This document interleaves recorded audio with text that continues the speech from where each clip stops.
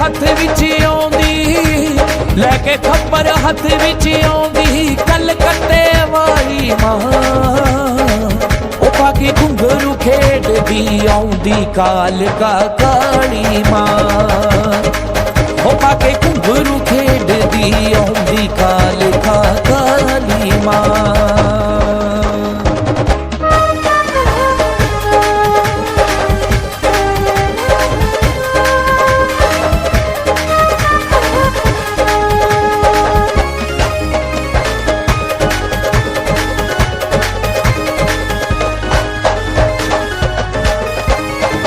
खोपर माला गल विच सजदी, फिरदी विच मैदाना गजदी, फिरदी विच मैदाना गजदी, फिरदी विच